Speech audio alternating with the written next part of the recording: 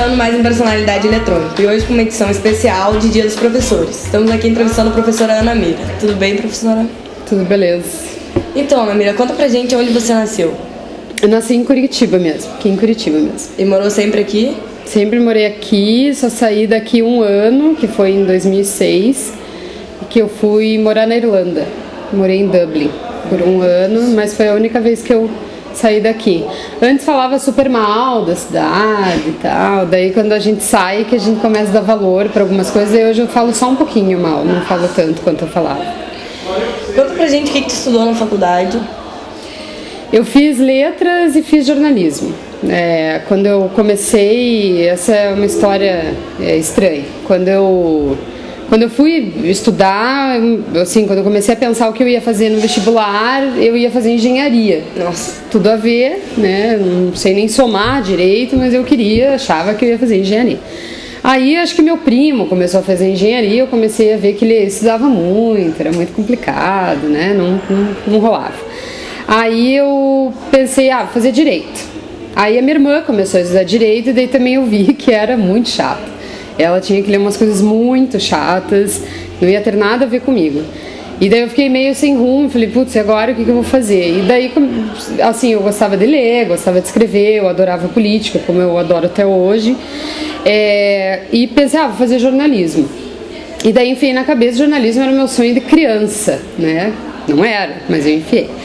E aí quando eu entrei em jornalismo, quando eu fui fazer vestibular, eu estudei igual uma condenada, eu era daquela CDF que tinha a apostila toda feita, sabe? Assim, a próxima apostila já estava começada, era nesse grau. E então eu era assim, CDF e prepotente, eu achava que eu ia passar, com certeza, né? Aí quando chegou para fazer a inscrição, eram pouquíssimas faculdades que dava para você fazer vestibular. Não era que nem hoje, assim, né? Que tem um monte de opção e tal. E aí eu só podia fazer jornalismo ou na PUC, ou na Federal, ou na Tuiuti. Aí eu pensei, bom, vou fazer jornalismo na Federal, né? Porque era o que eu queria mesmo. E na PUC a minha mãe falou, não vai dar para pagar jornalismo na PUC, né? Faça o curso mais barato que tiver lá que a gente dá um jeito, né?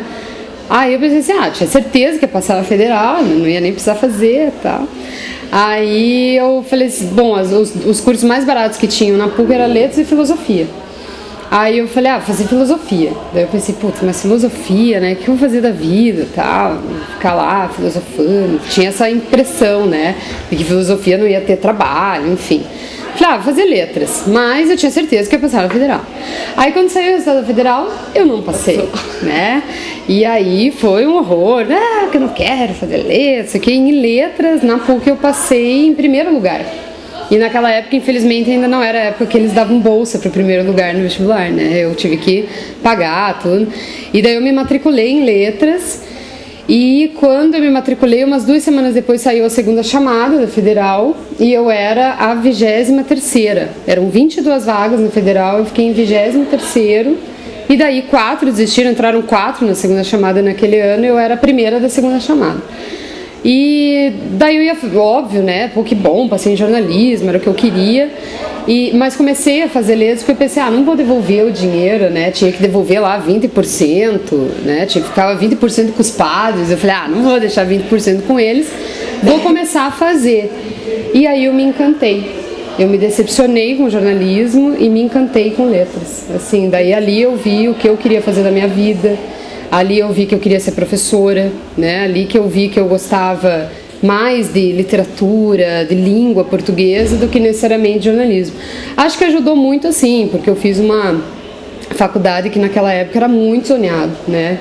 A gente quase não tinha aula, enfim, então isso desmotivava muito. Mas não foi só por isso, foi porque eu descobri que realmente letras era o que eu gostava, era realmente o meu dom, né? Não era jornalismo, era dar aula, né? Então foi, né, nesses percalços e nesses erros e acertos que eu me achei, exatamente. E tá dando aula há quanto tempo? Então, faz 13 anos, vai fazer 14 ano que vem. 13 anos já. Dei aula para tudo quanto é idade, desde a quinta até o cursinho e agora na universidade. Passei por todas as idades de peste, de crianças insuportáveis, aquela coisa toda, assim. Mas foi legal, foi uma boa experiência para chegar onde eu cheguei, assim, né, digamos. E a Ana Mira, que o pessoal aqui da faculdade não conhece? Ana Mira fora da universidade, como que tu define ela? Eu sou extremamente tímida, pode não parecer, eu sou total envergonhada. Assim, eu entro num lugar, eu normalmente entro meio de cabeça baixa, eu detesto que as pessoas olhem. Então é só em Quando aula eu tô em algum lugar e eu, por já dar aula há 13 anos, você conhece muita gente, né? Assim, todo lugar que eu vou sempre tem um ex-aluno e tal. E às vezes eu falo, Ana Mira, eu fico morrendo de vergonha, eu quero me esconder, assim, então... Eu sou bem tímida, acho que essa é uma coisa que as pessoas acham, não sabem, ou acham que eu não sou, né? Mas acho que quando a gente entra na sala, a gente meio que inclui ali um papel, né? Que normalmente é muito diferente do que você é fora da sala. Lógico, as minhas convicções, as minhas ideias, meus valores, eles são os mesmos dentro de sala, fora de sala, assim por diante.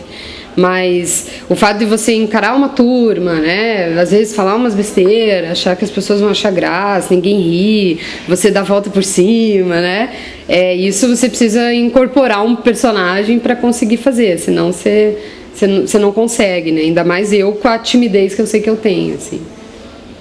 Agora a pergunta clássica, conta pra gente uma coisa que ninguém aqui da universidade saiba, um mico, uma história. Então, eu fiquei me esforçando, assim, pra escolher qual mico, né, porque eu sou a rainha dos micos. Já contei a história do Requião pra vocês e tal, mas tem um mico que eu acho que ninguém sabe, que eu vou me arrepender de contar, mas eu vou contar. Eu dava aula em cursinho, né, e no cursinho você tem um tablado. Aí eu tava lá, muito animada, dando aula, e fui andando. Acho que você já deve ter percebido que às vezes quase caio nesse tabladinho aqui. Eu não vejo lixo, eu chuto lixo, né? E o tablado era maior do que o daqui, né? E aí eu fui me empolgando e fui andando pra trás, e olha, e o quadro, não sei o que, e daqui a pouco eu... caí de costas, assim, acho que minhas pernas fizeram assim. E aí... todo mundo ficou em silêncio, ninguém riu, ninguém falou nada. Aí eu levantei e falei assim, gente, que alunos são vocês que não riem quando o professor cai? Aí todo mundo... Tem aluna dessa turma que eu encontro até hoje que fala assim, professora, cuidado do degrau. Até hoje. E isso já faz uns 8 anos que isso aconteceu. Não se machucou? Não só a minha integridade, meu orgulho, né? Isso se machucou bastante, né? Nunca mais ninguém me levou a sério, né? Naquela turma até o final do ano. Mas foi um micão, assim, micaço. Acho que de histórias de professora, acho que de longe é a pior, assim. Né? Já teve vários outros amigos, mas esse é o pior de todos, com certeza. Cair do tablado é o fim, né? Vou falar algumas palavrinhas agora e daí tu fala a primeira coisa que vier na tua cabeça. Tá. É o nosso jogo de palavras. Jornalismo. Estresse. Fim de semana. Ai, trabalho ultimamente. Família. É a tua base, teus valores. Amigos. Putz, tudo de bom. É o que a gente tem de melhor e o que fica pra sempre. Nem os amores ficam pra sempre, mas os amigos ficam. E o futuro? Envelhecer dando aula. Acho que eu vou ser aquelas velhinhas, assim, de bengalinha. Ai, gente, vou chegar... Não me imagino fora de uma sala de aula, assim. Às vezes acontecem coisas que fazem que a gente queira desistir, tudo e tal, mas eu acho que eu vou envelhecer numa sala de aula do lado de um monte de jovenzinho, assim. Assim esperamos, né? Então, um feliz Dia dos Professores pra ti. Obrigada, Ana Mira. Obrigada. Pra todos os outros professores. Encerramos mais uma edição especial do Personalidade Eletrônica. Semana que vem a gente volta normalmente. Não teve nem erro, hein?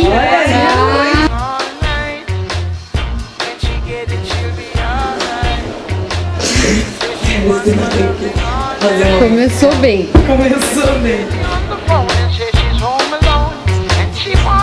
Come over to make her house